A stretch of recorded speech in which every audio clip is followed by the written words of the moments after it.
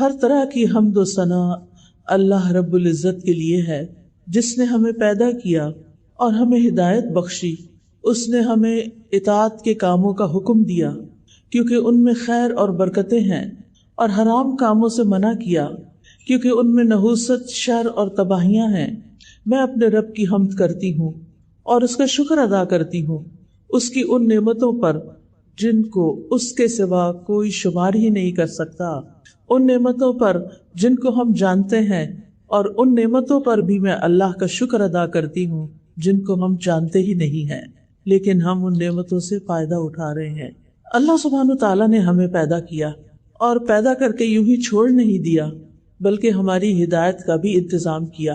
آدم علیہ السلام اس دنیا پر، اس پلانٹ پر سب سے پہلے نبی تھے، اور پھر اس کے بعد انبیاء کا سلسلہ ہمیشہ جاری رہا، یہاں تک کہ محمد رسول اللہ صلی اللہ علیہ وسلم خاتم النبیین پر آ کر مکمل ہو گیا۔ پھر اسی طرح اللہ سبحانہ تعالیٰ نے انسانوں کی ہدایت کے لیے انبیاء پر، صحیفے، رسولوں پر کتابیں نازل کی۔ بڑی بڑی کتابوں کے نام تو ہم سب کو معلوم ہیں، اور ان سب کے آخر میں ہمارے لیے ہدایت کا سرچشمہ قرآن حکیم بھیجا، جو محمد رسول اللہ صلی اللہ علیہ وسلم کے قلب مبارک پر نازل ہوا۔ اور آپ کیا تھے؟ چلتا پھرتا قرآن تھے۔ جو کچھ آپ نے قرآن میں سے تعلیم دی اس پر خود عمل کر کے بھی دکھایا۔ لہٰذا ہمارے لیے ہدایت کے دو بڑے سرچشمے ہیں، ایک ہے اللہ کی کتاب قرآن مجید، اور دوسرے ہے محمد رسول اللہ صلی اللہ علیہ وسلم کی سیرت، آپ کی سنت، آپ کی حدیث۔ قرآن مجید میں احکامات ملتے ہیں اور ان کی عملی تفسیر ہمیں رسول اللہ صلی اللہ علیہ وسلم کی زندگی میں ملتی ہے۔ آپ کا دن کیسے ہوتا تھا، آپ دن کیسے گزارتے تھے، ہمیں اپنے دن کیسے گزارنے چاہیے، اپنی زندگی کیسے گزارنی چاہیے، اس کے بارے میں ہمیں ضرور رہنمائی حاصل کرنی چاہیے۔ اس دنیا میں رہتے ہوئے کامیابی کے راستے کون سے ہیں اور حقیقی کامیابی کس چیز کا نام ہے، یہ ہم سب کو معلوم بھی ہونا چاہیے اور اس کی یاد دہانی بھی ہوتی رہنی چاہیے۔ اللہ سبحانہ تعالیٰ نے ہمیں رسول اللہ صلی اللہ علیہ وسلم کے ذریعے ہر وہ بات بتا دی ہے جس کی ہمیں اس زندگی میں ضرورت ہے، جس چیز کے بارے میں ہمیں رہنمائی چاہیے، وہ رہنمائی ہمیں فراہم کر دی گئی ہے۔ لیکن افسوس یہ کہ آج امت کی اکثریت اس رہنمائی سے غافل ہے۔ ہم تعلیم حاصل کرتے ہیں، یعنی دنیاوی تعلیم، اسکولز میں، کالجز میں، اور کرنی بھی چاہیے، کیوں نہ کی جائے۔ امت مسلمہ کی ضرورت ہے کہ اس کے افراد ہائیلی ایجوکیٹڈ ہوں، علم کے میدان میں، تحقیق اور ریسرچ کے میدان میں بہت آگے ہوں۔ علامہ اقبال کہتے ہیں نا کہ محبت مجھے ان جوانوں سے ہے جو ستاروں پہ ڈالتے ہیں کمند۔ تو ستاروں پہ کمندیں تو مسلمانوں کو ڈالنی چاہیے تھی، لیکن افسوس یہ کہ آج ہم اس میدان میں بھی پیچھے ہیں۔ تو اس لیے جو بھی بچیاں آج یہاں حاضر ہیں، میں ان سب سے یہ کہوں گی کہ وہ اپنی تعلیم کے میدان میں خوب محنت کریں، اور جتنا ان کو آتا ہے اس کو کافی نہ سمجھیں، اپنی تھنکنگ کو بہت ہائی رکھیں اور بہت آگے تک کے لیے سوچیں۔ یہ مت سوچیں کہ اچھا میں میٹرک کر لوں یا ایف اے کر لوں یا بی اے کر لوں، اور جب رشتہ آئے، شادی ہو جائے تو بس پڑھنا لکھنا چھوڑ لوں، جو کہ ہمارے معاشرے کا عام طور پر ٹرینڈ بن چکا ہے کہ لڑکیاں اس وقت تک تعلیم حاصل کرتی رہتی ہیں جب تک ان کی شادی نہیں ہو جاتی، اور شادی ہو جاتی ہے تو کتابیں بند کر کے رکھ دی جاتی ہیں۔ حالانکہ میں سمجھتی ہوں کہ شادی کے بعد انسان کو زیادہ ضرورت پڑتی ہے اس بات کی کہ اب وہ علم حاصل کرے، کیونکہ شادی کے بعد کی زندگی ایک عملی زندگی ہوتی ہے، اور عملی زندگی کے لیے عملی رہنمائی بھی بہت ضروری ہے۔ بہرحال زندگی کا کوئی بھی حصہ ہو، ہمیں یہ یاد رکھنا چاہیے کہ ہماری کامیابی، ہماری فلاح صرف دنیا کی کامیابی نہیں ہے، بلکہ جب تک ہم آخرت میں کامیاب نہ ہوں اس وقت تک کامیاب نہیں ہیں۔ چاہے دنیاوی اعتبار سے ہم کتنا بھی آگے نکل جائیں، کتنی بھی ڈگریاں ہوں ہمارے پاس، کتنا بھی مال ہو، کتنی بھی زندگی کی عیش و عشرت ہمارے پاس ہو، لیکن اگر اللہ ہم سے راضی نہیں تو کچھ بھی نہیں۔ انسان کی اصل خوش قسمتی، انسان کی اصل سعادت اور اس کی محنتوں کا صلہ اس کے رب کے پاس ہے۔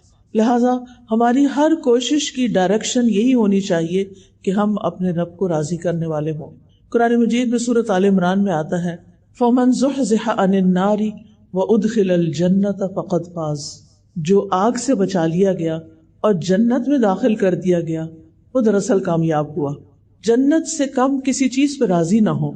آپ اپنی کوششوں کو صرف یہاں تک نہ رکھیں کہ ہمیں دنیا میں تھوڑا سا فائدہ مل جائے، اچھی جاب مل جائے، اچھا پروفیشن ہو، عزت ہو، اچھا گھر ہو، اچھی گاڑی ہو، اینڈ دیٹس اٹ۔ یہ سب چیزیں تو ہم سے چھٹ جائیں گی۔ انسانوں کے پاس بہت کچھ ہوتا ہے لیکن اپنی قبر میں تو کوئی کچھ بھی نہیں لے کے جاتا۔ یہ تو سب دنیا کی کامیابیاں ہیں، اور یہ دنیا کی کامیابیاں ہمارے لیے کافی نہیں ہیں۔ ہم مسلمان ہیں اور ہمارا اس بات پر ایمان ہے کہ اس زندگی کے بعد ایک اور زندگی ہے، اور وہ زندگی ہمیشہ کی زندگی ہے۔ وَإِنَّ الدَّارَ الْآخِرَةَ لَهِيَ الْحَيَوَانُ، کہ آخرت کا گھر ہی تو دراصل زندگی ہے۔ وہاں جو زندگی ملے گی جنت میں، اس کو تو کبھی ختم ہونا ہی نہیں، وہ ہمیشہ ہمیشہ کے لیے، خالدین فیہا ابدا۔ یہ الفاظ بار بار آپ کو قرآن مجید میں ملیں گے۔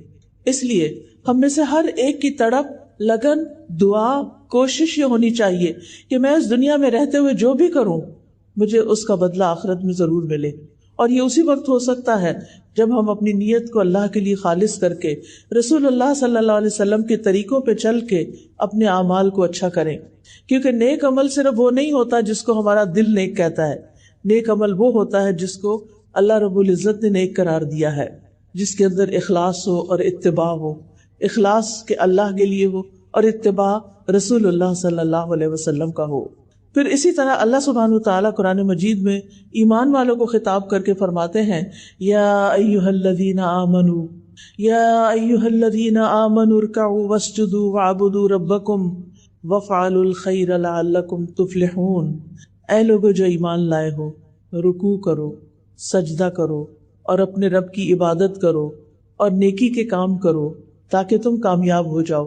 تو ایک مومن کی کامیابی تو اس میں ہے کہ وہ اس دنیا سے رخصت ہو اور اس کا رب اس سے راضی ہو، اور رب نے جو احکامات اس کو دیے ہیں اطاعت کے، عبادت کے، ان کو پورا کر کے جانے والا ہو۔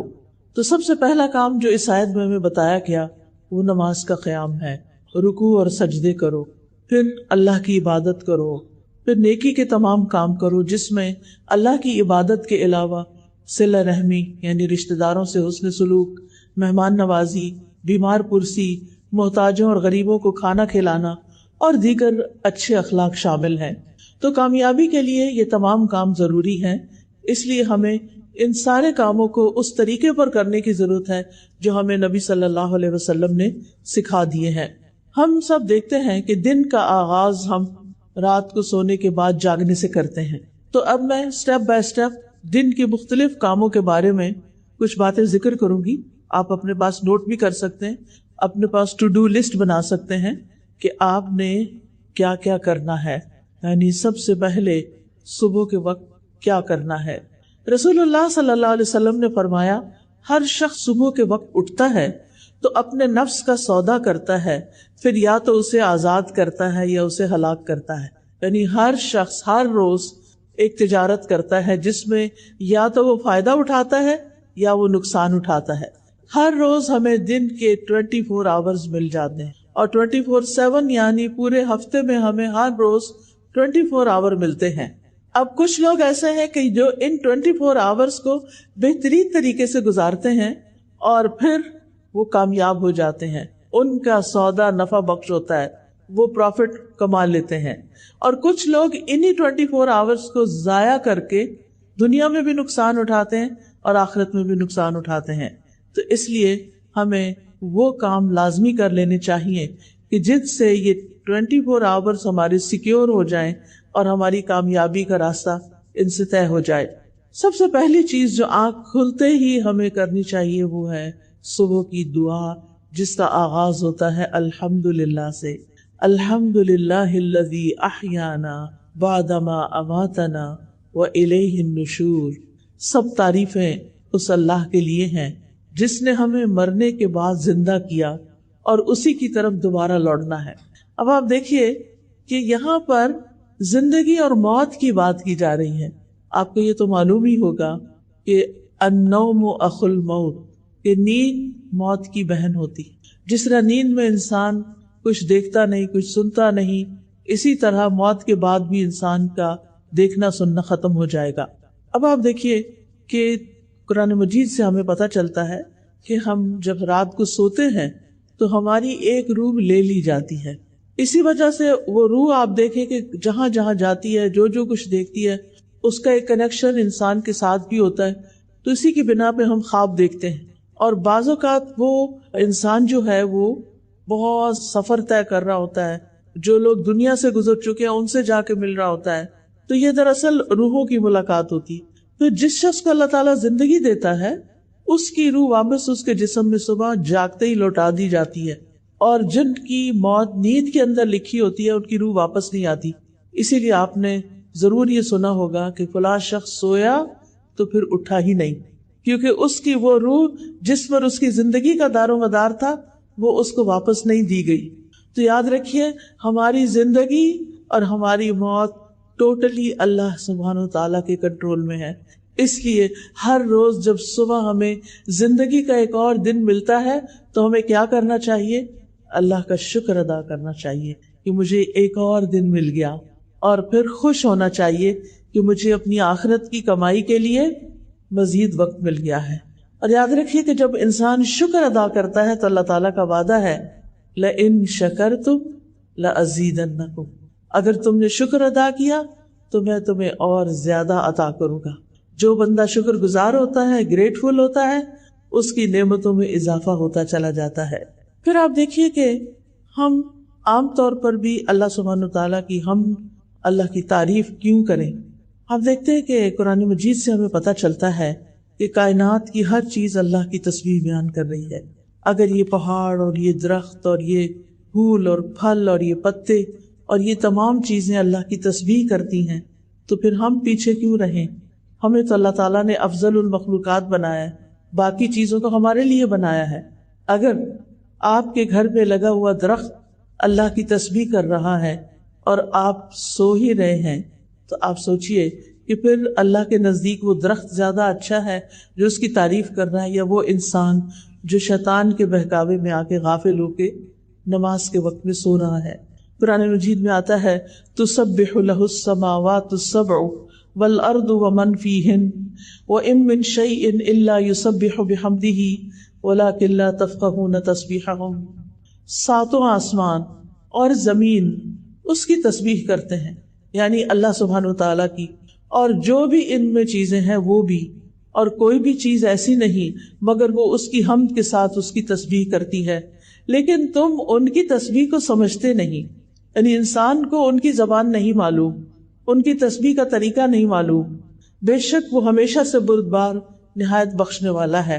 یعنی اللہ رب العزت انسانوں کو معاف کر دیتا ہے کہ جس وقت ساری کائنات اللہ کی حمد بیان کر رہی ہوتی ہے، سارے فرشتے اللہ تعالیٰ کی عبادت میں لگے ہوئے ہوتے ہیں، وہاں ایک انسان جس کو اختیار دیا گیا، جس کو اللہ تعالیٰ نے چوائس دے دی ہے، وہ اپنی چوائس سے اللہ کی عبادت کرے تو ساری مخلوق سے افضل ہو جاتا ہے، اور جب وہ اللہ کی دی ہوئی اس آزادی سے فائدہ نہیں اٹھاتا اور اللہ کی نافرمانی کرتا ہے تو ساری مخلوقات سے زیادہ نچلا ہو جاتا ہے۔ ثم رددناہ اسفل سافلین، اسفل سافلین، سافل کہتا ہے نیچے گرنے والے کو، اور اسفل جو سب سے نیچے جا گرے۔ جب ساری کائنات اللہ کا ذکر کرے گی اور انسان نہیں کرے گا تو انسان تو پیچھے رہ جائے گا نا، اس کو تو عزت اسی میں ملے گی کہ وہ اپنی چوائس سے یہ سب کچھ کرے۔ نبی صلی اللہ علیہ وسلم نے فرمایا قیامت کے دن اللہ تعالیٰ کے سب سے افضل بندے وہ ہوں گے جو کثرت سے اللہ کی تعریف کرنے والے ہیں۔ تو اس لیے جو نعمت بھی آپ کو ملے اس پر الحمدللہ ضرور کہیے۔ حدیث میں آتا ہے الحمدللہ کہنا میزان کو نیکیوں سے بھر دیتا ہے۔ اتنا بڑا کلمہ ہے یہ کہ اللہ میں تیری تعریف کرتی، تیری حمد و ثنا کرتی۔ پھر اسی طرح اگر انسان پانی کا ایک گھونٹ بھی پیتا ہے، ایک گھونٹ، اور اس کے بعد الحمدللہ کہتا ہے تو اللہ تعالیٰ اس بندے سے راضی ہو جاتا ہے۔ اب آپ صبح کے وقت اٹھ گئے، صبح کے وقت اٹھ کر آپ نے دعا پڑھی، زندگی ملنے پر اللہ کا شکر ادا کیا۔ اب اس شکر کا عملی طریقہ کیا ہے کہ آپ نماز فجر ادا کریں۔ تو اٹھنے کے بعد پہلا کام نماز فجر ادا کرنا ہے، کیونکہ سورج نکلنے کے ساتھ ہی نماز فجر کا وقت چلا جاتا ہے، تو اس کو with in time, with in limits ہمیں ادا کرنا ہوتا ہے۔ فجر کی نماز جو ہے یہ عمل کی پہلی بنیاد ہے. اس وقت آپ نے ثابت کر دیا کہ آپ اللہ کے بندے ہیں یا اپنے نفس کے بندے ہیں. جو نفس کے بندے ہوتے ہیں وہ اپنی مرضی کے کام کرتے ہیں اٹھ کے، اور جو اللہ کے بندے ہوتے ہیں، جو اللہ کی عبادت گزار ہوتے ہیں، وہ پہلا کام کیا کرتے ہیں؟ نماز ادا کرتے ہیں. رسول اللہ صلی اللہ علیہ وسلم نے فرمایا، اللہ نے بندوں پر 5 نمازیں فرض کی ہیں، جس نے انہیں ادا کیا اور ان کا حق ہلکا سمجھتے ہوئے ان میں سے کچھ ضائع نہیں کیا، تو اللہ کا اس کے لیے قیامت کے دن کے لیے یہ وعدہ ہے کہ اس کو جنت میں ضرور داخل فرمائے. اور جس نے ان نمازوں کو ادا کیا مگر ان کا حق ہلکا سمجھتے ہوئے ان میں سے کچھ ضائع کر دیا، تو اللہ کا اس کے لیے کوئی عہد نہیں، وہ چاہے تو عذاب دے اور چاہے تو معاف فرما دے. لہٰذا نماز کو معمولی چیز نہیں سمجھنا چاہیے. اللہ سبحانہ وتعالی صبح فجر کی نماز کے بعد اور عصر کی نماز کے بعد فرشتوں سے بندوں کا حال پوچھتے ہیں کہ جب تم گئے تھے، یہ تو آپ کو معلوم ہے نا، ہمارے دائیں بائیں کرامن کاتبین ہیں، 2 فرشتے ہیں. ان کی ڈیوٹی 24 آور کی نہیں ہوتی، ان کی ڈیوٹی 12 آور ہوتی ہے، اور یہ فجر اور عصر کے وقت اپنی ڈیوٹی تبدیل کر دیتے ہیں. جو فجر کے وقت آتے ہیں وہ عصر کے وقت تک ہم نے جو کچھ کیا ہوتا ہے وہ سارا لکھ کر واپس لے جاتے ہیں، اور وہاں سے نیکسٹ یعنی فریش فرشتے آ جاتے ہیں جو اگلے وقت کے لیے پوری رات کے لیے ہمارے اعمال لکھتے ہیں. اور پھر وہ فجر کے وقت واپس جاتے ہیں اور نئے فرشتے فجر کے وقت ہمارے پاس آ جاتے ہیں. جب یہ واپس جاتے ہیں تو اللہ تعالیٰ خود ان سے پوچھتے ہیں کہ تم نے بندوں کو کس حال میں چھوڑا؟ وہ کہتے ہیں ہم نے اس حال میں چھوڑا کہ وہ نماز پڑھ رہے تھے، اور اس حال میں ان کے پاس پہنچے کہ وہ نماز پڑھ رہے تھے. تو جو شخص فجر اور عصر کی نماز کا اہتمام کرتا ہے اس کی ڈیلی رپورٹ اللہ سبحانہ وتعالیٰ کے پاس بہت بہترین جاتی ہے کہ وہ نماز پڑھ رہے تھے. پھر آپ دیکھیے کہ قیامت کے دن سب سے پہلا سوال بھی کس کے بارے میں ہوگا؟ نماز کے بارے میں. اگر نماز درست ہوئی تو ساری چیزیں ٹھیک ہو جائیں گی، اور اگر نماز درست نہیں تو سارے اعمال میں بگاڑ آ جائے گا. رسول اللہ صلی اللہ علیہ وسلم نے فرمایا، وہ آدمی ہرگز آگ میں نہیں جائے گا جس نے سورج نکلنے سے پہلے اور سورج غروب ہونے سے پہلے نماز پڑھی، یعنی فجر اور عصر کی نماز پڑھی. اور پھر نماز پڑھنے سے اللہ تعالیٰ بندے کے رزق کا وعدہ بھی کرتے ہیں. فرمایا وَأْمُرْ أَهْلَكَ بِالصَّلَاةِ وَاصْطَبِرْ عَلَيْهَا لَا نَسْأَلُكَ رِزْقًا نَحْنُ نَرْزُقُكَ، اور اپنے گھر والوں کو نماز کا حکم دیجیے اور اس پر خوب کاربند رہیے. ہم تم سے کسی رزق کا مطالبہ نہیں کرتے، ہم ہی تمہیں رزق دیں گے. تو اس سے یہ پتہ چلتا ہے کہ جو شخص اپنی عبادت صحیح طور پر کرتا ہے اللہ سبحانہ تعالیٰ اس کو تنہا نہیں چھوڑتا. نماز سے انسان کے گھر میں برکت آتی ہے، اس لیے خود بھی نماز ادا کرنی چاہیے اور گھر والوں کو بھی اس کا حکم دینا چاہیے. فجر کی سنتوں کو کبھی نہ چھوڑیں. نبی صلی اللہ علیہ وسلم نے فرمایا، فجر سے پہلے کی 2 رکعتیں دنیا اور جو کچھ اس میں ہے اس سے بہتر ہے. یعنی فجر کی سنتیں بہتر ہیں کس سے؟ پوری دنیا سے. اگر آپ کو پوری دنیا بھی مل جائے تو بھی وہ کم ہے بنسبت اس کے کہ آپ 2 رکعت نماز سنت ادا کریں. اور اگر سنت کا اتنا بڑا اجر ہے تو پھر فرض کا کیا ہوگا؟ یاد رکھیے، فجر کے وقت سوئے رہنے کی مذمت ہے. فجر کے وقت سونا درست نہیں. ایک آدمی جو رات سے لے کر صبح تک سوتا رہا، آپ نے اس کے بارے میں فرمایا یہ وہ شخص ہے جس کے کان میں شیطان نے پیشاب کر دیا تھا. اب شیطان بھی ہم نے نہیں دیکھا اور اس کا پیشاب بھی نہیں دیکھا، لیکن نبی صلی اللہ علیہ وسلم نے فرمایا ہے تو بات درست ہوگی، کیونکہ آپ صادق اور امین تھے. یہ بات تو ہم سب جانتے ہیں، سبھی مانتے ہیں. مراد اس سے یہ ہے کہ اس شخص کے اوپر خوب نحوست طاری ہوگی. اسی لیے آپ دیکھیں کہ جب آپ لیٹ اٹھتے ہیں، نماز نہیں ادا کرتے، اللہ کا ذکر نہیں کرتے، تو پھر آپ کی طبیعت سارا دن بوجھل رہتی ہے. پھر آپ کی کوشش یہ ہو کہ نماز خشوع کے ساتھ پڑھے. خشوع کا مطلب نماز میں رونا دھونا نہیں. بعض لوگ سمجھتے ہیں کہ کچھ لوگ نماز میں بہت روتے ہیں لہٰذا ان کی نماز زیادہ خشوع والی ہے. ایسا نہیں.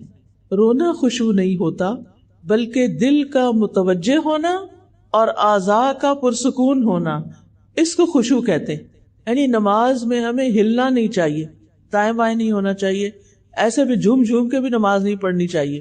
نماز میں سٹل بالکل ساکت کھڑے ہونا چاہیے کہ اگر کوئی پرندہ بھی آ کے بیٹھ جائے تو وہ بیٹھا رہے کہ یہ شخص شاید یہ کوئی پول ہے یا کچھ اور ہے. اور اس بات کا خیال رکھنا کہ میں اللہ کے سامنے کھڑی ہوں، اس سے خشوع آتا ہے. بہت سے لوگ یہ کوشچن کرتے ہیں نماز میں خشوع کیسے لائیں. بس یہ سوچ لیں نماز پڑھنے سے پہلے کہ میں اللہ سبحانہ وتعالیٰ کے سامنے کھڑی، پھر اپنے رب سے سرگوشیاں کریں، چپکے باتیں کریں، یعنی نماز کے الفاظ ادا کریں. خشوع کے بغیر نماز ایسے ہی ہے جیسے روح کے بغیر جسم. خشوع نماز کی روح ہے. اور کامیاب ہونے والے مومنوں کی صفت یہ ہے قد افلح المؤمنون الذین هم فی صلاتهم خاشعون. یقیناً فلاح پا گئے وہ مومن جو اپنی نمازوں میں خشوع اختیار کرتے ہیں. رسول اللہ صلی اللہ علیہ وسلم نے فرمایا جب کوئی شخص نماز پڑھتا ہے تو وہ اپنے رب تبارک و تعالی سے سرگوشی کرتا ہے. چنانچہ اسے معلوم ہونا چاہیے کہ وہ اپنے رب سے کیا سرگوشی کر رہا ہے. لہٰذا جب آپ نماز میں ہوں تو بہت سکون کے ساتھ کھڑے ہوں. رکوع میں جائیں تو ٹک جائیں پھر کھڑے ہوں. سجدے میں جائیں تو ماتھا اور ناک آپ کا زمین پر ٹک جائے اور تسبیحات پڑھیں، ہر ہڈی اپنی جوڑ پر آ جائے اور پھر آپ سیدھے کھڑے ہوں. یعنی یہ نہیں کہ آپ رکوع میں گئے ہیں ایسے جلدی سے نیچے ہوئے پھر کھڑے ہو گئے پھر جلدی سے سجدہ. کئی لوگ تو دونوں سجدے بس ایک ہی دفعہ سر رکھ کے 2 دفعہ مار کے اٹھ جاتے ہیں. یہ تو سجدہ نہیں ہوتا. ہم اللہ کے سامنے کھڑے. نماز میں یہ سوچ ہمارے اوپر چھائی رہے، غالب رہے کہ میں اللہ کے سامنے ہوں، میرا رب مجھے دیکھ رہا ہے، اور اجر کو بھی سامنے رکھے. نبی صلی اللہ علیہ وسلم نے فرمایا تم جب بھی کوئی سجدہ کرتے ہو تو اللہ اس سجدے کی وجہ سے تمہارا ایک درجہ بڑھا دیتا ہے. ہر سجدے کی وجہ سے ایک درجہ بڑھ جاتا ہے اور اسی کے ذریعے تمہاری ایک خطا بھی مٹا دیتا ہے. تو یاد رہے گی یہ بات. سجدے سے کیا ملے گا؟ ایک درجہ بلندی، یعنی پہلے جنت میں جہاں مقام تھا اس سے اوپر ہو گئے، اوپر اوپر اوپر. اور کیا ملتا ہے؟ ایک خطا مٹ جاتی، ایک غلطی صاف ہو جاتی. نماز کے بعد فوراً مصلی سے نہیں اٹھے، بیٹھے رہیں، ذکر اذکار کریں. کیوں؟ اس لیے کہ اس کا بہت بڑا اجر ہے. رسول اللہ صلی اللہ علیہ وسلم نے فرمایا جب تک تم اپنے اس مصلی پر بیٹھے رہو جہاں تم نے نماز پڑھی تھی اور بے وضو نہ ہو، یعنی وضو نہ ٹوٹے، تو فرشتے تمہارے لیے دعا کرتے رہتے ہیں اللہم اغفر لہ، اللہم ارحمہ، اے اللہ اس کو بخش دے، اے اللہ اس پر رحم فرما دے. تو کیا کرنا چاہیے پھر؟ اپنی جگہ پر تھوڑی دیر بیٹھ کے تسبیحات کر کے دعائیں فرشتوں کی لے کے پھر اٹھیں. اب یہ جو تسبیحات ہے نا 2 طرح سے ہیں.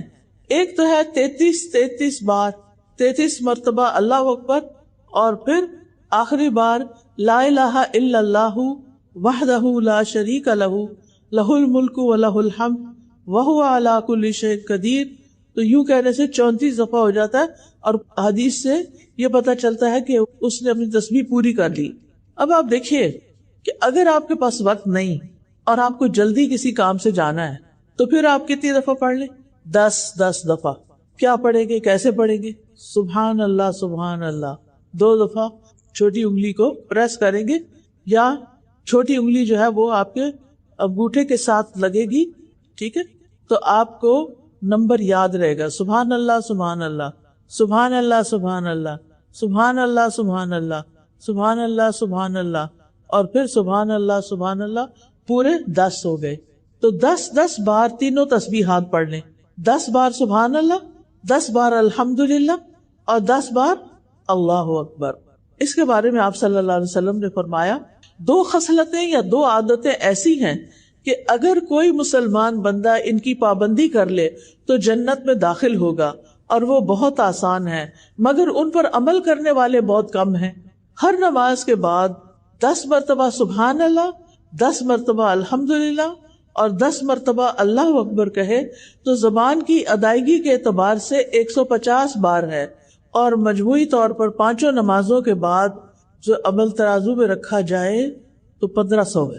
کتنا اللہ سبحانہ تعالیٰ نے اجر لکھا ہے آپ کے لیے. اور اگر آپ نہیں پڑھتے، چھوڑ کے اٹھ جاتے، کتنی دیر لگتی ہے؟ 1 منٹ 2 منٹ 2 بھی نہیں لگتے. ہم اپنا سیل فون میں جا نماز کے ساتھ رکھ کے بیٹھتے ہیں، جو سلام پھیرا فٹافٹ فون اٹھا لیا. اور اگر ہمارے کام کا کوئی میسج نہ ہو تو پھر ہم کیا کرتے ہیں؟ کچھ بھی مل جائے وہ چلا لیتے ہیں. اور اتنے بڑے خیر اور خزانے سے محروم ہو جاتے ہیں۔ پھر ایک اور بات یہ ہے کہ اگر انگلیوں میں تسبیح کریں گے تو زیادہ ثواب ہوگا، انگلیاں گواہ بن جائیں گی، لہذا خوبصورتی کے ساتھ انگلیوں کو استعمال کرنا ہے، جیسے سبحان اللہ سبحان اللہ سبحان اللہ سبحان اللہ، الحمدللہ الحمدللہ، اللہ اکبر اللہ اکبر، یعنی اس طرح بھی آپ کر سکتے ہیں۔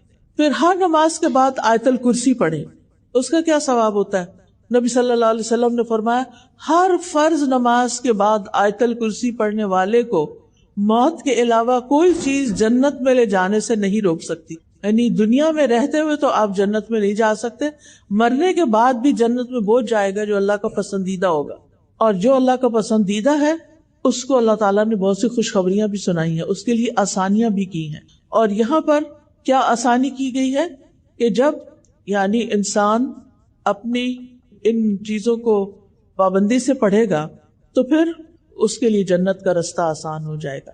اچھا، قیامت کے دن ہماری انگلیوں سے بھی سوال ہوگا، تو جب ہم ان پہ ذکر کریں گے تو یہ ہمارے حق میں بولیں گی۔ قرآن مجید میں آتا ہے نا وَتُكَلِّمُنَا أَيْدِيهِمْ وَأَرْجُلُهُمْ، ہم سے کلام کریں گے ان کے ہاتھ اور پاؤں۔ پھر ہر نماز کے بعد قُلْ هُوَ اللَّهُ أَحَدٌ قُلْ أَعُوذُ بِرَبِّ الْفَلَقِ قُلْ أَعُوذُ بِرَبِّ النَّاسِ۔ اگر آپ کو وسوسے ستاتے ہوں، شیطان پریشان کرتا ہو، آپ کو کوئی تکلیف بیماری ہو، تو آپ یہ تینوں کل ہاتھ پہ پڑھ کے پھونک مار کے ہاتھ میں چہرے اور سر اور بازو اور ان سب پر خود ہی پھیر لیا کریں، اس سے آپ بہت اچھا فیل کریں گے، بہت لائٹ فیل کریں گے۔ اگر آپ کو کوئی تھکاوٹ ہوئی بھی ہے، آپ کو کوئی بیماری ہے، کچھ بھی ہے، آپ اس کو اپنا معمول بنا لیں۔ پھر صبح کے اذکار پوری توجہ کے ساتھ کریں۔ اللہ سبحانہ وتعالیٰ قرآن مجید میں فرماتے ہیں یا ایھا الذین آمنوا اذکروا اللہ ذکرا کثیرا وسبحوہ بکرۃ واصیلا، اے ایمان والو اللہ کو کثرت سے یاد کیا کرو۔ یہ کون کہہ رہا ہے کہ اللہ کو زیادہ یاد کیا کرو؟ کون کہہ رہا ہے؟ اللہ سبحانہ وتعالیٰ۔ یس، اللہ تعالیٰ فرما رہا ہے کہ اے ایمان والو اذکروا اللہ ذکرا کثیرا، اللہ کو بہت زیادہ یاد کیا کرو اور صبح و شام اس کی تسبیح بیان کیا کرو۔ تو صبح و شام سبحان اللہ و بحمدہ پڑھنے والا، پوری تسبیح ہے 100 دفعہ پڑھنا چاہیے، پڑھنے والا جو ہے اس کے سارے گناہ معاف ہو جاتے ہیں۔ اور تسبیح جو ہے یہ ڈپریشن کا علاج بھی ہے، انسان کے دل کا غم دکھ پریشانی بھی ختم ہوتی ہے اس سے۔ پھر اسی طرح آپ نے فرمایا جو شخص یہ تسبیح پڑھتا ہے سبحان اللہ و بحمدہ، قیامت کے دن اس سے زیادہ افضل کوئی بھی نہیں لائے گا، قیامت کے دن اس سے زیادہ افضل عمل کسی کا بھی نہیں ہوگا سوائے اس کے جس نے اس کے برابر یہ سے زیادہ پڑھا ہو۔ پھر اسی طرح اگر ہو سکے، جیسے بزرگ خواتین ہوتی ہیں تو وہ فجر کی نماز سے سورج طلوع ہونے تک بیٹھے رہے مصلی پر۔ جو اسکول کے بچے تو ظاہر ہے انہیں اسکول جانا ہوگا، تیاری کرنی ہوگی، لیکن تیاری کرتے کرتے اللہ کا ذکر کرتے رہے۔ پھر اسی طرح یہ صبح شام کے اذکار ہے نا، یہ بھی بڑے فائدے کی چیز ہے۔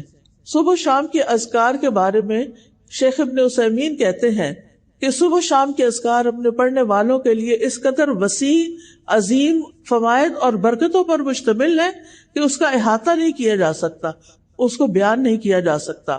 صبح و شام کے اذکار دل اور روح کی غذا ہے، دل میں سکینت ہوتی ہے، اطمینان ہوتا ہے، راحت اور مسرت حاصل ہوتی ہے۔ پھر اسی طرح یہ اذکار دنیا اور آخرت میں سلامت رہنے کا ذریعہ ہے۔ جو شخص یہ اذکار پڑھے گا وہ سلامت رہے گا۔ پھر یہ خیر و برکت کا دروازہ کھولنے والے کلمات ہیں۔ پھر اسی طرح جو شخص صبح کے وقت ان کو پڑھ لیتا ہے اس کے لیے خیر و برکت کا دروازہ کھل جاتا ہے۔ پھر اسی طرح انسان شر کے واقع ہونے سے پہلے اور واقع ہونے کے بعد اسے ہٹانے کا ذریعہ بھی بنائے، یعنی ذکر کو۔ پھر آپ دیکھیے کہ ذکر کرتے ہوئے انسان اللہ کی نعمتوں کو یاد کرتا ہے، اس کی مہربانی کو یاد کرتا ہے، اللہ کے سامنے اپنے عجز و انکساری کا اظہار کرتا ہے۔ اور پھر یہ ذکر جو ہے یہ انسان کے لیے دشمن کے مقابلے میں جیسے زرہ ہوتی ہے نا، ویسے ہی ہیں۔ صبح شام کے اذکار کے بعد آپ قرآن مجید کھولیں، چاہے ایک صفحہ پڑھیں چاہے آدھا صفحہ پڑھیں، کیونکہ قرآن مجید میں آتا ہے ان قرآن الفجر کان مشہودا، کہ فجر کے وقت کا قرآن اس میں فرشتے حاضر ہوتے ہیں۔ ہر ایک اپنی اپنی سہولت کے مطابق قرآن مجید کا کچھ حصہ ضرور پڑھیں۔ قرآن غموں کا علاج ہے، سکون کا ذریعہ ہے، قرآن کی تلاوت سے اجر ملتا ہے، ایک حرف کے نتیجے میں کیا ملتا ہے؟ 10 نیکیاں. اور پھر کہتے ہیں کہ الف لام میم یہ بھی قرآن کے حروف ہیں. صرف یہ کہنے سے الف لام میم کتنی نیکیاں مل جاتی ہیں؟ جی ہاں، 30 نیکیاں. پھر آپ دیکھیں کہ جن گھروں میں قرآن پڑھا جاتا ہے وہ گھر اپنے رہنے والوں کے لیے کھلا ہو جاتا ہے، اس میں فرشتے حاضر ہوتے ہیں، شیاطین اس گھر کو چھوڑ دیتے ہیں، اس کی خیر و برکت بڑھ جاتی ہے. پھر اسی طرح اگر وقت ہو تو اسکول جانے سے پہلے آپ تھوڑا سا ترجمے سے قرآن ضرور پڑھ لیں.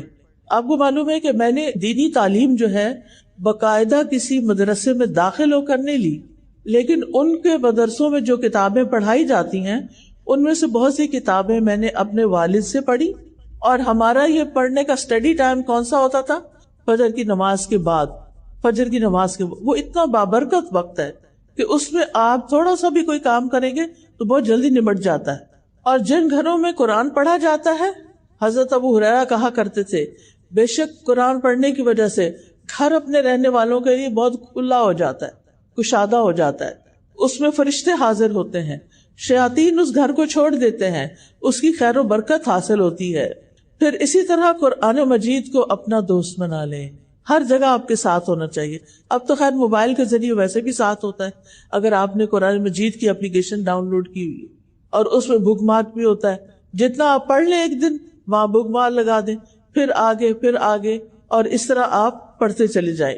قبر میں جب انسان کو لٹایا جائے گا، ہم سب نے جانا ہے نا قبر میں، اس میں تو کسی کو شک نہیں، ہم نے مرنا تو ہے ہی، انسان ہمیشہ کے لیے تو یہاں آیا نہیں. جب کوئی مر جاتا ہے تو اس کو جب دفناتے ہیں قبر کے اندر رکھتے ہیں تو قرآن جو ہے وہ بندے کے سرہانے کی طرف آ جاتا ہے، سر کی طرف. اور پھر فرشتہ جب اس کو عذاب دینے لگتا ہے تو وہ کہتا ہے کہ میں تو قرآن پڑھتا اور پڑھاتا ہوں. اور پھر تلاوت قرآن کا جو ثواب ہوتا ہے وہ اس جگہ پر آ جاتا ہے اور وہ فرشتہ اس کا کچھ بھی نہیں بگاڑ سکتا. جب فرشتہ سامنے سے آتا ہے تو صدقہ اس کو پرے دھکیل دیتا ہے، اور جب اس کے پاؤں کی طرف سے آتا ہے تو مساجد کی طرف چل کر جانا اسے دور کر دیتا ہے. پھر اس کے بعد 2 رکعت نماز اشراق، یہ ہمارے جسم کے 360 ہڈیوں کا کیا ہے، یعنی اس کو پڑھ کے گویا ہم ایک ایٹریبیوٹ پیش کر رہے ہیں اپنے آپ کو. اس لیے جیسے رات کے نوافل اہمیت رکھتے ہیں اسی طرح دن کے نوافل بھی اہمیت رکھتے ہیں. تو بہت ضروری ہے کہ ہم تھوڑا سا وقت ضرور نکالیں، ہمارے جسم کا صدقہ ہے. ہم میں سے ہر روز تو ہر شخص صدقہ نہیں کر سکتا، اتنے پیسے تو نہیں ہوتے سب کے پاس، لیکن اگر آپ یہ 2 نفل پڑھ لیتے ہیں تو آپ کے بدن کا صدقہ ہو جاتا ہے. پھر اس کے بعد یہ کہ ہم میں سے ہر ایک کو، چاہے وہ اسکول میں جاتا ہے یا نہیں، زندگی کے ہر موڑ پر کیا کرنا چاہیے؟ اپنے لیے علم نافع میں اضافہ کرنا چاہیے. اچھی کتابیں پڑھیں. ماشاءاللہ آپ اسکول کالجز میں جاتے ہیں، آپ کے پاس لائبریریز ہیں، آپ لائبریریز سے اچھی کتابیں نکلوائیں اور ان کا مطالعہ کریں.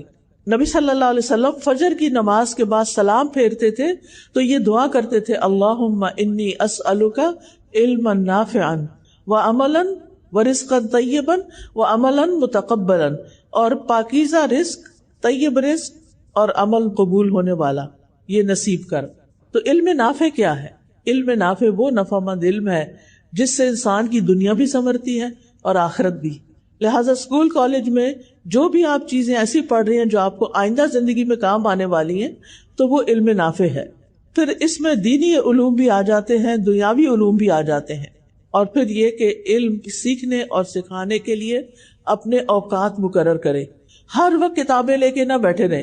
گھر والے کو کسی کام کے لیے بلائیں اور آپ کہیں مجھے تو پڑھنا ہے، اور ان کو کتابیں دکھا کے تو پھر آپ آرام کریں. تو ایسا نہیں ہونا چاہیے، ٹھیک ہے نا. پھر ناشتے کی باری آتی ہے، ناشتہ ضرور کریں، اگرچہ کھجور ہی کھائیں.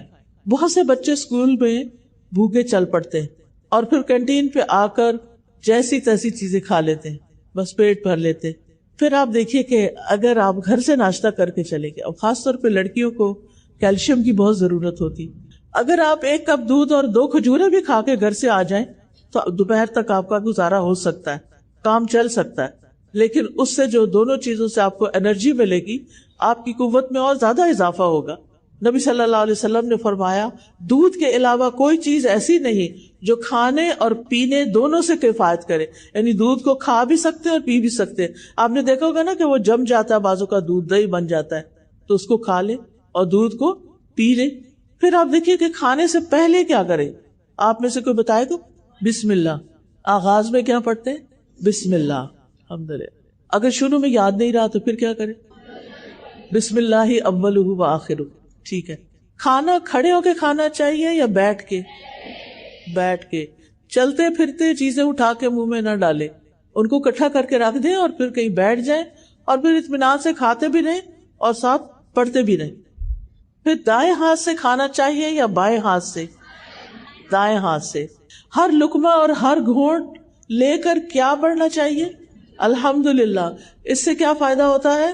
کیا فائدہ ہوتا ہے؟ ایک دفعہ الحمدللہ کہنے سے میزان نیکیوں سے بھر جاتا ہے. یعنی اللہ سبحانہ تعالیٰ کو اپنی حمد بہت پسند ہے. پھر آپ دیکھیے کھانا کھانے کے بعد کی دعائیں کس کس کو آتی؟ ماشاءاللہ کچھ ہاتھ کڑے ہیں. جس کو نہیں آتی، آپ لوگ کے ذہن بہت زرخیز ہیں، بہت جلدی آپ یاد کر سکتے ہیں. آپ یہ کر سکتے ہیں کہ کھانے کی دعائیں لے کے ان کا پوسٹر جو ہے وہ آپ گھر کی کسی وال پہ لگا لیں، جو کچن میں کھانا کھاتے ہوئے آپ کی نظر اس پہ پڑے، اور پہلے سے ہی تیاری کر لے کے، کیونکہ اتنی ایج جب ہم نہیں نا کچھ پڑھتے تو پھر ہمیں پڑھنے کی عادت بھی نہیں ہوتی. تو لہٰذا بہت ضروری ہے کہ ہم کیا کریں؟ دعا پڑھیں. جو شخص یہ دعا پڑھے الحمدللہ الذی اطعمنی ھذا ورزقنیہ من غیر حول منی ولا قوہ، اس کے پچھلے گناہ معاف کر دیے جاتے. سبحان اللہ. یعنی اللہ تعالیٰ ہمیں کھلا رہا ہے، پلا رہا ہے، اور ہم ایک اس کا شکر ادا کر دیتے ہیں کہ اللہ آپ نے مجھے کھانا دیا، آپ کا رزق ہے، میری کوئی قوت اور طاقت نہیں تھی اس کو لانے میں، تو اللہ تعالیٰ اس کے گناہ معاف فرما دیتے ہیں. پھر اسی طرح صبح صبح ایک نیت کرے، اور وہ کیا ہے؟ حیاتی کلہ للہ، میری ساری زندگی میرے رب کے لیے، اللہ کے لیے ہے. کیا مطلب ہے اس کا؟ کہ میں وہ کام کروں گی جن سے میرا رب راضی ہوگا، اور ان چیزوں کو چھوڑ دوں گی جن سے میرا رب ناراض ہوتا ہے. اللہ سبحانہ تعالیٰ کی پسند کے کام کون کون سے ہیں؟ کوئی بتائے گا مجھے؟ اللہ تعالیٰ کن کاموں کو پسند کرتا ہے؟ اور ہمیں تو ٹپس پہ پتا ہونا چاہیے، 1 2 3 4 5 جلدی جلدی جلدی. ٹھیک ہے، شاباش، ٹھیک ہے، بالکل.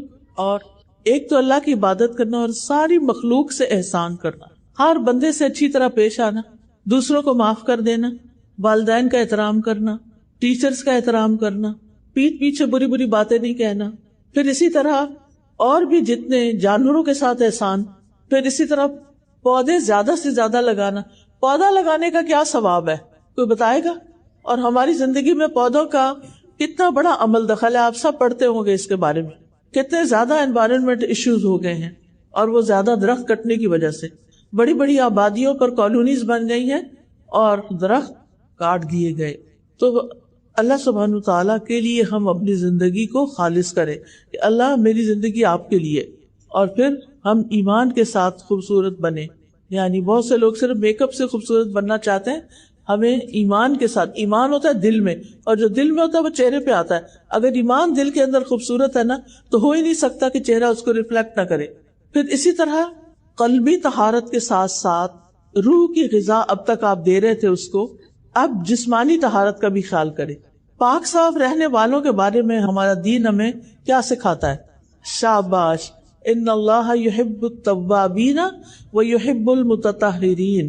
بے شک اللہ توبہ کرنے والوں سے محبت کرتا ہے اور پاک صاف رہنے والوں سے. اللہ سبحانہ تعالیٰ پاک صاف رہنے والوں سے محبت کرتا ہے. کس کو نہیں چاہیے اللہ کی محبت؟ ہمیں سے ہر شخص کو چاہیے ہوتی ہے.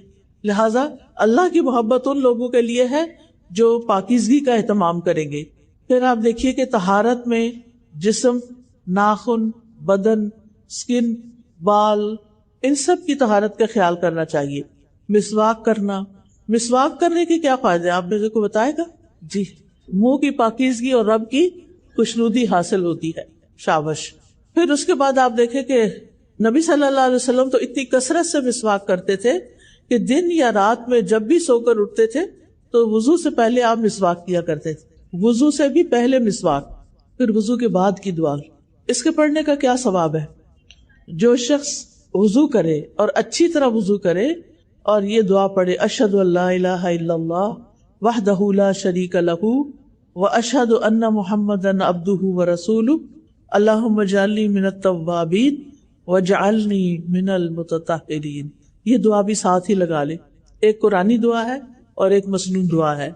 वुजू के बाद अगर आप इसको पढ़ेंगे तो नबी सल्लल्लाहु अलैहि वसल्लम ने फरमाया उस शख्स के लिए जन्नत के 8 दरवाजे खोल दिए जाएंगे। इतनी मुख्तसर सी दुआ है और कितना अच्छा इकराम होगा। फिर आजान अगर सुनते हैं तो आजान का जवाब देना है, और आजान का जवाब देकर दुआएं बहुत ज्यादा कबूल होती हैं। यानी अगर आप आजान सुनते हैं और किसी एक, क्योंकि हमारे मुल्क में क्या होता है एक वक्त में सारे शुरू हो जाते हैं, फिर एक की भी समझ नहीं आती बाजों का तो, लेकिन जो एक समझ आ जाए उसको सुनकर आप जवाब दे दें तो फिर हर अजान जो हो रही है उसका जवाब देने की जरूरत नहीं रहती। फिर इसी तरह आप देखें कि अपने रब के साथ अपना तवक्कुल जो है वो मजबूत करें, रब पर भरोसा करें। कोई गम की खबर सुने, कोई परेशानी की सुने, कोई तकलीफ हो, कोई मिजरी हो, फौरन अपने रब की तरफ रुजू करे, अल्लाह ताला पर भरोसा करे। रब्बुल मशरिक वल मगरिबी ला इलाहा इल्ला हु फत्तखिज़हु वकीला। मशरिक व मगरिब का रब, उसके सिवा कोई माबूद नहीं, उसको अपना कारसाज बना लो, उसको अपना मददगार बनाओ। फिर अपने अंदर तवक्कुल पैदा करें। नबी सल्लल्लाहु अलैहि वसल्लम ने फरमाया अगर तुम अल्लाह पर वैसा तवक्कुल करो जैसा कि उसके करने का हक है, यानी पूरी तरह तवक्कुल कर लो, तो वो तुम्हें उसी तरह रोजी देगा जिस तरह वो परिंदों को देता है। सुबह को वो भूखे पेट उठते हैं और शाम को पेट भर के जाते हैं, यानी अल्लाह सुब्हानहू तआला उन्हें हर नेमत अता कर देता है। फिर इसी तरह हर तरह के हालात में पुरुमीद रहें, हर तरह के हालात में पुरुमीद रहना, मायूस नहीं होना। मायूसी क्या होती है जी? तो मुश्किल से मुश्किल मामला भी आ जाए तो आप ये समझें कि अल्लाह ताला के बस में है इसको हल करना। फिर अपना काम काज शुरू करें, चाहे घर में किचन में काम करना है या कोई और काम करना है, साथ साथ गौर व फिक्र जारी रखे। और इस सिलसिले में खुसूसी तौर पर कुरान मजीद को नहीं भूलें। कुरान मजीद में अल्लाह सुब्हानहू तआला का जो जिक्र है और गौर व फिक्र है उसके बारे में बहुत सी आयात आती हैं। अपना काम काज करते हुए खूब जिक्र करते रहें, सुभान अल्लाह, अल्हम्दुलिल्लाह, अस्तगफिरुल्लाह, ला इलाहा इल्लल्लाह, ला हौला वला कुव्वता इल्ला बिल्लाह, सुभान अल्लाहिल अज़ीम व बिहम्दिही। फिर साथ साथ तौबा भी करते रहें कि अल्लाह ताला मुझसे कोई गलती हो तो मुझे माफ कर दे। इस्तिग़फ़ार के भी फायदे हैं। कुरान मजीद में आता है नूह अलैहिस्सलाम ने अपनी कौम से कहा कि अपने रब से माफी मांग लो, यकीनन वो बहुत माफ करने वाला है। वो तुम पर बरसती हुई बारिश उतारेगा, वो मालों और बेटों के साथ तुम्हारी मदद करेगा, तुम्हें बागात अता करेगा, तुम्हारे लिए नहरें जारी कर देगा। ये सारे फायदे किससे हैं? इस्तिग़फ़ार करने, अस्तग़फिरुल्लाह। वैसे तो इस्तिग़फ़ार के कई सीगे हैं, लेकिन कम से कम अगर हम अस्तग़फिरुल्लाह भी कहते रहें, अल्लाहुम्मा अग़फ़िरली भी कहते रहें, अल्लाह मुझे बख्श दे भी कहते रहें, तो इंशाअल्लाह इसके बहुत से फायदे आपको हासिल होंगे। फिर एक और बात यह कि वक्त का बेहतर से बेहतर इस्तेमाल करें। जो आपके पढ़ने के, अगर आप स्कूल कॉलेज जाते हैं, कोई क्लास नहीं छोड़ें, अपने टीचर्स की रिस्पेक्ट करें, जो वो कहते हैं वो कर लें। बास टीचर्स जरा सख्त होते हैं, माइंड ना करें, उनकी सख्ती जिंदगी में आपको बहुत फायदा दे जाएगी। अपने सारे दिन को प्रोडक्टिव बनाएं। प्रोडक्टिव डे कैसे गुजरता है? पूरे दिन में जो काम आपने करने हैं उनकी लिस्ट बना लें और फिर अपने आप से पूछे ये मैंने क्यों करना है। बेसोचे समझे कामों में हाथ ना डालें, प्लान करके काम करें। और जो काम ऐसे फजूल में हो जाते हैं उनकी भी लिस्ट बना लें, उन पे गौर करें कि क्या वाकई इसकी जरूरत है। और जिन कामों से आपको नुकसान हुआ, कोई झगड़ा फसाद हुआ या कोई और गलत चीज हो गई, उसकी भी लिस्ट बना लें। अब इनमें से 3 तरह के काम हो गए ना, एक है बामकसद, एक है बेमकसद और एक है नुकसानदेह। नुकसानदेह कामों पे तो क्रॉस लगा दें, जैसे गीबत है, चुगली है, किसी के साथ लड़ाई झगड़ा है, फितना फसाद, इनके तो करीब भी नहीं जाना। बेमकसद बातों को भी छोड़ दें। कुरान मजीद में आता है कि कामयाब लोग कौन हैं? जो लहव से परहेज करते हैं। क़द अफ़लहल मुमिनून अल्लज़ीना हुम फ़ी सलातिहिम ख़ाशिऊन वल्लज़ीना हुम अनिल लग़्वी मुरिदून। वो जो लग़्व से एराज बरतते हैं, लग़्व को छोड़ देते हैं। फिर इसी तरह जो भी कोई काम करना हो उसका एक एंड टाइम जरूर रखें कि इतने बजे तक मुझे ये काम मुकम्मल कर लेना है। जैसे होमवर्क करना है आपको, तो अपना स्केड्यूल इस तरह का बनाएं कि मसला मुझे शाम के 6 बजे तक अपना होमवर्क पूरा कर लेना है। फिर इसी तरह बास काम हमें मुश्किल लगते हैं, इसके लिए रूटीन बनाएं। یہ نہیں کہ کبھی کوئی کام شروع کر لیا کبھی کوئی کر لیا. صبح سے شام تک آپ کا روزانہ کا ایک ٹائم ٹیبل ایسا ہونا چاہیے کہ آپ کچھ دنوں میں آٹو پہ آ جائیں. اس میں آپ کو بہت سہولت ہو جائے گی. آپ نے جتنے ٹارگٹ سیٹ کیے ہوں گے، جو بھی آپ کے بامقصد کام ہوں گے، ایک تو تھے نا نقصان دہ، ایک بے مقصد اور ایک بامقصد، تو جو بامقصد کام ہے ان کی آپ کے سامنے لسٹ ہوگی. لہٰذا آپ ان کی روٹین بنا لیں، ان کی عادات پختہ کر لیں کہ یہ چیزیں مجھے اپنی زندگی میں لازماً لے کر آنی ہے. پھر کچھ چیزیں ہمارے نفس میں بڑی بھاری ہوتی ہیں تو اپنے نفس کا تزکیہ بھی کرتے رہیں، یعنی اپنے اندر کی صفائی کرنا بے حد ضروری ہوتا ہے. آپ دیکھیں کہ ہم ظاہر میں بھی اگر نہائے نہ اور میلے کپڑے پہن کر ان کے اوپر پرفیوم چھڑک لیں تو کیا ہوگا؟ کسی کو خوشبو نہیں آئے گی. لہذا بہت ضروری ہے کہ ہم اگر خوشبو لگانی ہے تو پہلے نہائیں. تزکیہ جو ہے یہ عربی کا لفظ ہے جس کے دو کمپوننٹس ہوتے ہیں، ایک تخلیہ اور ایک تحلیہ. تخلیہ خا کے ساتھ ہے، تحلیہ ہا کے ساتھ ہے. تخلیہ کہتے ہیں خالی کرنا، یعنی اپنے اندر سے وہ چیزیں نکال کے اس کو خالی کر لے جو آپ کو پنچ کر رہی ہیں، تکلیف دے رہی ہیں، بودر کر رہی ہیں، جو آپ کی بے چینی کا سبب بنتی ہیں، اضطراب کا سبب بنتی ہیں، ان سب کو باہر نکالیں. بدگمانیاں، حسد، نفرت، بغض اور اس طرح کی ساری چیزیں. اور تحلیہ کہتے ہیں، حلیہ عربی میں کہتے ہیں زیور کو، آرنامنٹ، یعنی اپنے آپ کو کیا کریں، سجائیں، پھر اپنے اوپر خوبصورت چیزیں رکھیں بھی، پہنے بھی ان کو، یعنی اچھی عادات اپنائیں بھی. خراب عادتیں نکالتے جائیں زندگی سے اور اچھی عادتیں ڈالتے جائیں، صرف ظاہر میں نہیں بلکہ دل کے اندر بھی. اللہ تعالیٰ فرماتے ہیں وَلَٰكِنْ حَبَّبَ إِلَيْكُمُ الْإِيمَانَ وَزَيَّنَهُ فِي قُلُوبِكُمْ. اللہ نے تمہارے لیے ایمان کو محبوب بنا دیا اور اسے تمہارے دلوں میں سجا دیا. اہل ایمان کے دلوں میں ایمان سجا ہوا ہوتا ہے، لہٰذا مشکل حالات ہوں، تنگی تکلیف کے ہوں، وہ خوش رہتے ہیں کیونکہ ان کو پتا ہوتا ہے ہمارا رب ہے. وہ رب پہ توکل کرتے ہیں، ان کے دلوں کے اندر ایک اطمینان ہوتا ہے. وہ کسی کے ساتھ خار نہیں رکھتے، کسی کے ساتھ دشمنی نہیں رکھتے، کسی کے ساتھ کوئی لڑائی نہیں رکھتے، جس کی وجہ سے ان کے دلوں کے اندر ایک عجب طرح کا سرور اور اطمینان اور خوشی ہوتی ہے. اور اس کے لیے انسان کو اپنے نفس سے جہاد کرنا پڑتا ہے، اس کے لیے ایفرٹ لگانی پڑتی ہے.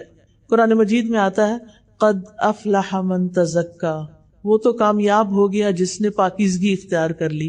ایک اور جگہ آتا ہے قد افلح من زکاہا، وہ کامیاب ہو گیا جس نے اس کو پاک کر لیا. پھر آپ دیکھیں دن کی 5 نمازوں کی آپ نے حفاظت کرنی ہے. نماز قبر تک ساتھ جاتی ہے، اس کی حفاظت کرنا ہے، کیونکہ جب آپ قبر میں جائیں گے وہ آپ کی حفاظت کرے گی. دنیا میں آپ نے کیا کرنا ہے؟ نماز کی حفاظت کرنی ہے، اور جب آپ قبر میں جائیں گے تو نماز آپ کی حفاظت کرے گی. جب عذاب آنے لگتا ہے نا قبر میں، سر کی طرف قرآن آ جاتا ہے، ایک طرف نماز آ جاتی ہے، ایک طرف روزہ صدقہ خیرات پاؤں کی طرف آ جاتا ہے، اور بندے کو اپنی لپیٹ میں لے لیتے ہیں اور ہر طرح کے عذاب کو پیچھے دھکیل دیتے ہیں. پھر اسی طرح نماز میں صرف فرض نہ پڑھیں، سنتیں اور نفل بھی پڑھا کریں.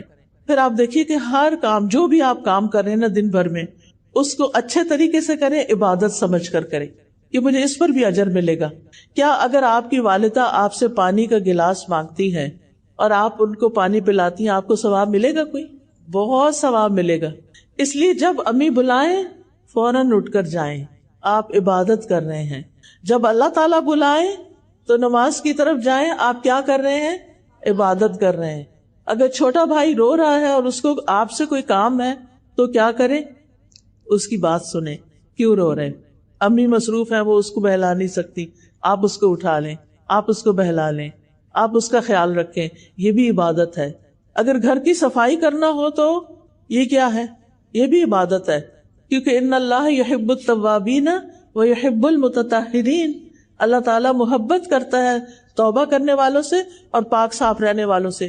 اگر کھانا پکانا پڑے تو یہ بھی عبادت ہے. کیوں؟ کیونکہ بھوکے کو کھانا کھلانا جنت میں لے جانے والا کام ہے. ہمارا دین اتنا خوبصورت ہے کہ 24/7 جتنے بھی آپ کام اچھے اچھے کریں گے وہ سب عبادت ہے، وہ سب آپ کے اعمال نامے میں جمع ہو رہا ہے. اور پھر آپ دیکھیں، یہ نہ کہا کریں وہ فلاں بہن بھی تو نہیں کرتی میں کیوں کروں، یہ نہیں کہنا آپ نے. وہ بھائی نہیں کرتا میں کیوں کروں. نہیں، نیکیوں میں ایک دوسرے سے آگے نکلے. وہ نہیں کرتا نہ کرے، مجھے کرنا ہے، میں جا رہی ہوں کرنے. دوسرے سے پہل کرے. اور نیکی کے ہر کام میں کچھ نہ کچھ حصہ ڈالیں. حضرت ابو ہریرہ کہتے ہیں کہ رسول اللہ صلی اللہ علیہ وسلم نے فرمایا آج تم میں سے کس نے روزہ رکھا؟ ابو بکر رضی اللہ عنہ نے عرض کیا میں نے. آپ نے پوچھا آج تم میں سے کس نے مریض کی عیادت کی ہے؟ ابو بکر رضی اللہ عنہ نے کہا میں نے. آپ نے فرمایا آج تم میں سے کس نے جنازے میں شرکت کی ہے؟ ابو بکر رضی اللہ عنہ نے کہا میں نے. آپ نے پوچھا آج تم میں سے کس نے مسکین کو کھانا کھلایا؟ ابو بکر رضی اللہ عنہ نے کہا میں نے. اس پر نبی صلی اللہ علیہ وسلم نے فرمایا جب کسی شخص کے لیے ایک ہی دن میں یہ ساری خصلتیں جمع ہو جائیں وہ جنت میں ضرور داخل ہوگا. پھر آپ دیکھیے کہ جہاں اچھے اچھے کام کرنے نا آپ نے وہاں اللہ کی نافرمانی سے بھی بچنا ہے. کئی دفعہ غلط عادتیں پڑ جاتی ہیں جیسے سیل فون پر لیپ ٹاپ پر فضول فحش چیزیں دیکھنا. آنکھوں کا بھی گناہ ہوتا ہے. کانوں سے ایسی میوزک سنتے ہیں اس کا بھی گناہ ہوتا ہے. لہٰذا کیا کرنا ہے؟ ایسی چیزوں کو چھوڑ دینا ہے. نفس سے جہاد کرنا ہے. اور گناہوں کو انسان اسی وقت چھوڑ سکتا ہے جب اس کے سامنے جہنم ہوتا ہے کہ مجھے جہنم میں نہیں جانا, میں نے آگ میں نہیں جانا. پھر جس انسان سے بھی ملے سلام میں پہل کریں, مسکرا کے ملیں.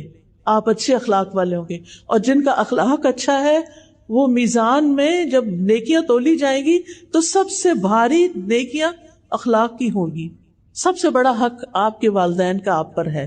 والدین کو خوش کریں, ان کو حق کریں, ان کی پیشانی چومیں, ان کا ہاتھ پکڑ کے کس کریں. آج آپ سب نے گھر جا کر کیا کرنا ہے؟ اپنی امی کو حق کرنا ہے, جا کے السلام علیکم گلے ملے جا کے. آج میں ایک لیکچر سن کے آئی ہوں, یہ میری عبادت ہے اور ان کو ناراض نہیں کرنا. اللہ کی عبادت کے بعد والدین کے ساتھ نیکی جو ہے, کئی بار قرآن مجید میں اللہ کی عبادت کے بعد والدین کے ساتھ اچھے سلوک کا حکم دیتے ہیں. انہوں نے سب سے زیادہ ہمارے لیے قربانیاں کی ہوتی ہیں. تکلیف اٹھا کے پیٹ میں رکھا, تکلیف اٹھا کے جنم دیا, تکلیف اٹھا کے دودھ پلایا, تکلیف اٹھا کے نیپیاں صاف کی, تکلیف اٹھا کے نہلایا دھلایا کھلایا پلایا, تکلیف اٹھا کے اسکول بھیجا, مشکل سے پیسے کمائے اور فیسیں دی. ان کے بہت احسان ہیں ہم پر, اور ہم بڑے ہو کے کہتے ہیں آپ نے ہمارے لیے کیا کیا؟ کچھ نہیں کیا. سب کچھ انہوں نے ہی تو کیا ہے. اور کون کرتا ہے ہمارے لیے؟ جو ماں باپ کرتے ہیں. اور اگر وہ زندہ نہیں ہیں, دنیا سے جا چکے ہیں, ان کا آپ پر حق ہے کہ ان کو آپ روزانہ دعاؤں میں یاد رکھیں. ہر نماز کے اندر والدین کے لیے دعا کرنا نہ بھولیں. جو ربی جعلنی پڑھتے ہیں تو وہ تو کہتے ہیں ربنا اغفر لی ولوالدی وللمؤمنین یوم یقوم الحساب. اس کے بعد یہ دعا بھی شامل کر لیں, رب ارحمہما کما ربیانی صغیرا. پھر آپ دیکھیں سارے انسانوں کے لیے خیر کا باعث بنے, باعث ختم کر دیں. یہ فلاں ہے, یہ فلاں ہے, یہ ایسا ہے, یہ ویسا نہیں. ہمیں اپنی ذات سے ہر ایک کو فائدہ پہنچانا چاہیے. اگر کوئی اچھا نہیں بھی تو وہ خود ذمہ دار ہے اپنے عمل کا. ہمیں سب کے ساتھ اچھا سلوک کرنا چاہیے. پھر اگر کوئی مانگنے والا آپ سے کچھ مانگ لے تو کیا کرنا چاہیے؟ دے دینا چاہیے. نہیں ہے تو کیا کرنا چاہیے؟ کوئی اچھی سی بات کر لینی چاہیے. اس سے ڈانٹنا نہیں ہے. وہ گاڑیوں کے پاس آ کے ناک کر لیتے ہیں نا, وہ پھر یہ تم لوگ نے کیا کام بنایا, وہ ہر وقت مانگتے رہے. ایسا کبھی نہیں کہنا. وہ بھی انسان ہے. آج وہ نیچے ہے, آپ اوپر بیٹھے ہیں. سوچے اگر یہ میں ہوتا یہاں پھر کیا کرتا.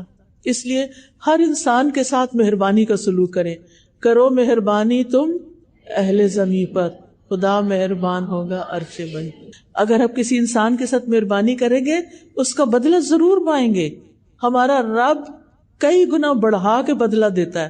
اس لیے کبھی بھی بخل نہ کرے کسی کے ساتھ اچھا کرنے میں, اور صلہ رب کے اوپر چھوڑ دیں. میں نے اس کا بدلہ اس سے لینا ہے. انسان کیا دے سکتے ہیں؟ انسان انسانوں کی محنتوں اور نیکیوں کا بدلہ نہیں دے سکتے, وہ رب ہی دیا کرتا ہے. اس لیے اپنے اعمال کو رب کے لیے خالص کر لیں. جہاں بھی ہوں خیر پھیلانے والے ہوں. خیر الناس من ینفع الناس. اچھے لوگ وہ ہوتے ہیں جو لوگوں کو نفع پہنچاتے ہیں. حضرت عیسیٰ علیہ السلام کے بارے میں آتا ہے وَجَعَلَنِي مُبَارَكًا أَيْنَمَا كُنْتُ. اللہ نے مجھے مبارک بنایا جہاں بھی میں ہوں. برکتیں ہی برکتیں. تو برکتیں کن لوگوں کی ہوتی ہیں؟ جو جہاں بیٹھتے ہیں لوگوں کو فائدہ پہنچاتے ہیں. پھر پڑوسیوں کا خیال کرنا ہے آپ نے. اگر ہر روز مشکل ہے تو ویک میں ایک دن ضرور رکھیں کہ آپ اپنے نیبرز کا بھی خیال کریں, وہ کس حال میں ہیں. کچھ پکائیں تو ان کے لیے بھیج دیں. اگر کوئی بیمار ہے تو عادت کر دیں. گھر میں بھی سلام کو عام کریں. سلام صرف باہر کے لوگوں کے لیے نہیں ہوتا, گھر والوں کے لیے بھی ہوتا ہے. آس پاس کے لوگوں کے ساتھ تعاون کریں. اور یہ ذہن میں یاد رکھیں ہر چیز لکھی جا رہی ہے, ہر چیز ریکارڈ ہو رہی ہے, ہر طرف کیمرے لگے ہوئے ہیں, ہر چیز ریزرو ہو رہی ہے. اللہ سبحانہ تعالیٰ کے سامنے جا کر کھول دی جائے گی, انسان کے ہاتھ میں اعمال نامہ دیا جائے گا اور اس کو دیکھ کے کہے گا ما لہذا الکتاب لا یغادر صغیرۃ ولا کبیرۃ الا احصاها. سورۃ کہف کی آیت ہے. اس کتاب کو کیا ہے, اس نے نہ کوئی چھوٹی بات چھوڑی نہ کوئی بڑی بات چھوڑی, ہر چیز لکھ لی. لہذا اپنی زبان کی بھی حفاظت کرنی ہے, بلا ضرورت بات چیت نہیں کرنی, بے فائدہ چیزوں کو چھوڑ دینا ہے, جھوٹ نہیں بولنا, کسی کو اذیت نہیں دینی زبان سے. اس کے ساتھ ساتھ ہر روز صدقہ کرنے کی عادت ڈالنی. چاہے آپ ایک باکس بنا لیں, 1 روپیہ ہی اپنی جیب خرچ میں سے ڈالیں, اگر نہیں ہے تو اشراق کے 2 نفل جو ہیں وہ پورے دن کا صدقہ ہو جائے گا. فقیروں اور مسکینوں کا ضرور خیال کریں. کل ہی میں ایک جگہ پر گئی ہوئی تھی جہاں انہوں نے جو جھگیوں میں رہنے والے بچے تھے ان کو وہاں سے نکال کر ان کے لیے اسکول بنایا, ان کے لیے مسجد بنائی, ان کے لیے پڑھائی کا انتظام کیا, ان کے لیے یونیفارم کا, ان کے کھانے پینے کا, ان کو وہ گھر بنا کر دے رہی ہیں. اب یہ ایک پروجیکٹ ان کا مکمل ہونے والا ہے تو ایک اور جگہ جا کر انہوں نے 150 بچے کو اور جھگیوں سے انہوں نے اسی طرح کے اپنے پائپ لائن میں رکھے ہوئے ہیں کہ وہ ان کے لیے کچھ کرے گی. ایسے بھی لوگ ہوتے ہیں نا, کچھ لوگوں کو اللہ پیسہ دیتا ہے وہ صرف اپنی ذات پہ خرچ کرتے ہیں, اور کچھ لوگوں کو اللہ تعالیٰ مال دیتا ہے تو وہ معاشرے کے جو پسے ہوئے طبقات ہیں ان کو اوپر اٹھانے کے لیے کرتے ہیں. تو اپنی چیزیں اور ایکسٹرا چیزیں فقراء کو تقسیم کر کے ان کو خوشی پہنچائیں. نبی صلی اللہ علیہ وسلم نے فرمایا مومن کو خوش کرنا, اس کا قرض ادا کرنا, اس کی ضرورت پوری کرنا, اس سے کسی مصیبت کو دور کرنا افضل ترین اعمال میں سے ہے. پھر اسی طرح غصہ نہیں کرنا, چھوٹی چھوٹی بات پہ ناراض نہیں ہونا, رشتہ داروں سے نہیں کاٹنا. نبی صلی اللہ علیہ وسلم فرمایا جو شخص یہ چاہتا ہے اس کی عمر لمبی ہو, اس کے رزق میں برکت ہو, وہ اپنے رشتہ داروں سے جوڑ کے رکھے. کس کا دل چاہتا ہے اس کی عمر لمبی ہو؟ ہم سب کا چاہتا ہے. کس کا دل چاہتا ہے اس کا مال زیادہ ہو؟ ہم سب کا چاہتا ہے. تو کیا کرنا ہے؟ اپنے رشتہ داروں سے, اور ابتدا کرنی ہے والدین سے, بہن بھائیوں سے, پھر خالہ ماموں چچا, ان کے بچے, ان سب سے اچھا سلوک کرنا ہے. عید ہو, ویکینڈز ہو, خاص موقع ہوں, ان کو گھر بلا لیں یا ان کے پاس چلے جائیں یا فون کر لیں یا میسج کر دیں, لیکن ان سے ان کا حال چال پوچھتے رہیں. پھر اسی طرح دوسروں کو معاف کرنے والے بنے. فاصفح الصفح الجمیل, درگزر کرو, خوبصورت طریقے سے درگزر کرنا. دوسروں پر ظلم کرنے اور مظلوم کی آہ سے بچے, دل کی سختی سے بچیں, برے خیالات اور بدگمانیوں سے بچیں, غیبت سننے سے بھی بچیں, اور جو آپ کی غیبت کرے اس کے ساتھ حسن سلوک کر لیں تاکہ وہ آئندہ سے نہ کرے. مصیبتوں اور مشکلات میں صبر سے کام لیتے ہوئے نماز سے مدد مانگیں. یعنی جب کوئی تکلیف کا وقت ہو تو اٹھ کے نماز پڑھ کے, نفل پڑھ کے اللہ سے دعا کریں, خاص طور پر ایگزامز کے دنوں میں. پریشانی اور غم میں لا الہ الا اللہ کا ورد کریں, دعائیں کرتے رہیں. تنگی آ جائے تو آسانی کا انتظار کریں, اللہ تعالیٰ سے بدگمان نہیں ہو, اور رات کو سونے سے پہلے اذکار پڑھیں, دعائیں پڑھیں, اور زندگی میں کم از کم ایک بار قرآن مجید کو ترجمے کے ساتھ سمجھ کر ضرور پڑھیں. اللہ تعالیٰ سے جا کے ملاقات کرنی ہے ہم نے قیامت کے دن, تو اللہ تعالیٰ اگر پوچھے کہ تم نے اتنی کتابیں پڑھی تھی, میری کتاب کیوں نہیں پڑھی, تو ہم کیا جواب دیں گے؟ کوئی جواب ہوگا ہمارے پاس؟ نو. اس لیے زندگی میں عربک میں بھی پڑھنا ہے کیونکہ اللہ تعالیٰ کا کلام ہے, اور اس کا ترجمہ بھی ہم نے پڑھنا ہے. بس نیت کر لیں, اللہ تعالیٰ ضرور راستہ بنائے گا.